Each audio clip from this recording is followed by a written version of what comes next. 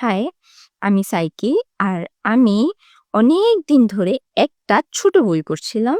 সেই বইটার নাম হচ্ছে 'জ্যোৎস্নায় বর্ষার মেঘ'। এই বইটা সমরেশ মজুমদারের লেখা।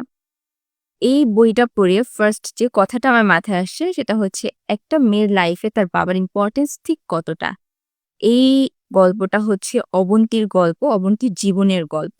তো অবন্তীর লাইফটা এমন ছিল যে ওর লাইফ নিয়ে ওকে ভাবতে হতো না। ওর লাইফ নিয়ে যত ভাবনা, ওর জীবন কিভাবে আগাবে, ওর স্বপ্ন কিভাবে পূরণ হবে বা কোন দিকে যাবে ওর লাইফটা, সে সবকিছু ভাবনা ছিল অবন্তীর বাবার। অবন্তীর লাইফ নিয়ে কোনো কিছুই ভাবতে হতো না।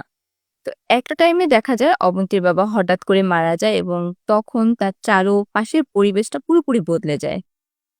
পারিবারিক প্রেশার বা যত সামাজিক প্রেশার সব অবন্তীর উপরে আসে। তার পরিবারের দায়িত্ব, মা, ২ ভাই হেমন্ত, বসন্ত, ওদের দায়িত্ব সবকিছু অবন্তীর উপর চলে আসে। এবং যে জিনিসগুলো নিয়ে অবন্তীর কখনো ভাবতেই হতো না, এখন ওর ভাবনার মূল বিষয়বস্তুই হয়ে উঠেছে ওই জিনিসগুলো। এবং প্রত্যেকটা পদক্ষেপে ওকে কঠিন বাস্তবতার মধ্যে দিয়ে যেতে হচ্ছে। ওর সমস্ত ইচ্ছা, স্বাধীনতা মানে সবকিছু একেবারে বদলে গেছে। আ আর থাকে না যে যা হয় ভালোর জন্যই হয় বা পরিবার যা করে ভালোর জন্যই করে। এই কথাগুলো হয়তো সবার জীবনের ক্ষেত্রে সত্য না।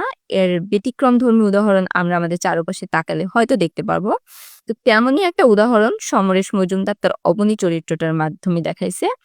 এখানে অবন্তীর ওর পরিবারের প্রতি দায়িত্ব, কর্তব্যের পাশাপাশি একটা বড় অংশ জুড়ে ছিল ওর স্যাক্রিফাইস। ওকে ওর জীবনের সবথেকে যে বড় স্বপ্ন বা সবথেকে যে জিনিসটা ও বেশি চাইতো, সেই জিনিসটা ওকে স্যাক্রিফাইস করতে হইছে।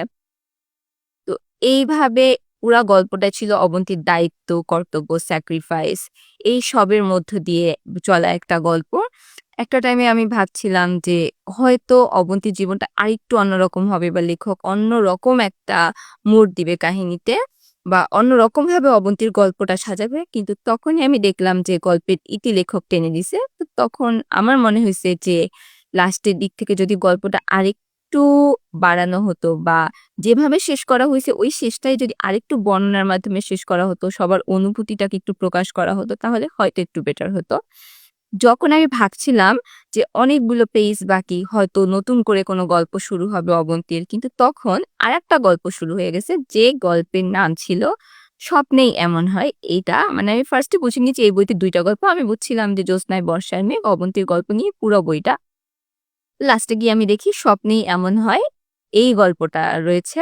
তো এটা হচ্ছে একটা নির্জন দ্বীপের পটভূমিতে লেখা। এখানে হচ্ছে অ্যাডভেঞ্চার আছে, বন, জঙ্গল, সমুদ্র, জাহাজ, পশু-পাখি এই সব মিলে একটা কাহিনী। তো এই যে জাহাজ, সমুদ্র, অ্যাডভেঞ্চার এই শব্দগুলো শুনলে আমার মাথায় ফার্স্ট যার নামটা আসে সে হচ্ছে রবিনসন ক্রুশো। কিন্তু এই গল্পের নায়ক রবিনসন ক্রুশো না, এই গল্পের নায়ক হচ্ছে মিলন। আ সে ৳৫,০০০ বেতনে একটা নির্জন দ্বীপে চাকরি নেয়। নির্জন দ্বীপ দেখাশোনার চাকরি নেয় যে দ্বীপটার নাম হচ্ছে দারুচিনি দ্বীপ। এবং এই দ্বীপে যেতে হলে তাকে বিন্দু নামক একটা জায়গা হয়ে যেতে হবে। সেখান থেকে নৌকায় করে যেতে হবে। আর ওই বিন্দুর মানুষদের প্রধান বৈশিষ্ট্য হচ্ছে তারা মিথ্যাটাকে এমনভাবে বলে যে সেটাই সত্য কথা। মানে প্রত্যেকটা মানুষ মিথ্যাবাদী। তারা সত্য কথা বলে। মানে কোনটা তাদের সত্য কোনটা মিথ্যা এটা বোঝা যায় না। তো ওখান থেকে মিলন গিয়ে পৌঁছায় মানে বিন্দু থেকে মিলন গিয়ে পৌঁছায় দারুচিনি দ্বীপে। সেখানে এসে পুরোপুরি নিঃসঙ্গ। একজন বোবা লোক আর একটা হনুমান হচ্ছে তার সঙ্গী। তো ঘটনাচক্রে বিন্দু দ্বীপের একটা মেয়ে ঝিনুক সে ওই দ্বীপে পৌঁছায় বা দ্বীপে যায়। সেখানে মিলনের সাথে পরিচয় হয়, প্রেম হয়। আবার গল্পে আরেকটা নতুন চরিত্র আসে যে চরিত্রটার নাম হচ্ছে হাসি চরিত্র। হাসি নামটা অবশ্য মিলনেরই দেওয়া। তার নাম কেউ জানে না। কেননা তার কথা বোঝার বা তাকে কোনো কথা বললে যে সে বুঝবে এমন কোনো ওয়ে ছিল না। ওই মেয়েটা হচ্ছে আ কোনো কথা মানে বাংলা বা হিন্দি কোনো কথা বুঝতো না বা সে তার ভাষা প্রকাশ করতে পারত না। কারো ভাষা বুঝতো না। এরকম একটা চরিত্র। তারপরে মিলনের নাম দেয় হাসি। তো হাসি চরিত্রটার গল্পের ভিতরে হঠাৎ করে ঢুকে যায় এবং গল্পটা পুরোপুরি আগাচ্ছিল একটা অ্যাডভেঞ্চার, প্রেম সবকিছুর সংমিশ্রণে। তবে কিছু জায়গা আমার একটু অসঙ্গতিপূর্ণ লাগছে এবং সবথেকে যে জায়গাটা বেশি খটকা লাগছে সেটা হলো হাসি চরিত্রটার কোনো কথাই কাউকে বোঝাতে পারছিল না বা মিলনের বা ওই বোবা লোকটা তো কথা বলতে পারে না বা কারো কথাই হাসি বুঝছিল না।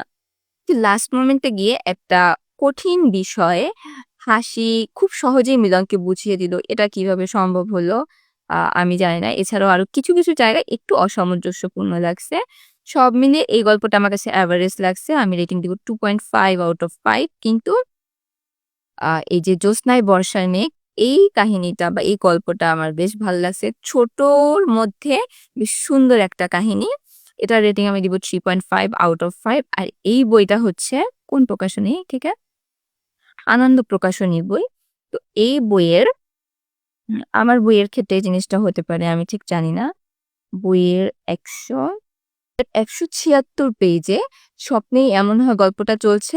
১৭৬ পেজের পর আবার হচ্ছে জ্যোৎস্নায় বর্ষার মেঘ এই গল্প মানে ৯৭ পেজ থেকে আবার ঢুকে গেছে। বেশ অনেকগুলা পেজ ছিল এরকম এক্সট্রা। মানে ১ম গল্পটা ২য় গল্পের ভেতর ঢুকে গেছে। তো আমার বইয়ে প্রিন্টিং মিস্টেক হতে পারে আমি জানি না। আ তো সব মিলিয়ে বইটা আমার কাছে এভারেজ লাগছে। জ্যোৎস্নায় বর্ষার মেঘটা আমার বেশি ভালো লাগছে। আর স্বপ্নেই এমন হয়টা মোটামুটি ফার্স্ট এর দিক থেকে আমার বেশ ভালো লাগছিল। কিন্তু লাস্টের দিক থেকে আমার তেমন জমে নাই। একটু কিছু জিনিস আ একটু এলোমেলো মনে হইছে। তো এ কারণে আমি এটার রেটিং দিছি 2.5 এটা আমার ভালো লাগছে। তো আজকে এই পর্যন্তই। আল্লাহ হাফেজ।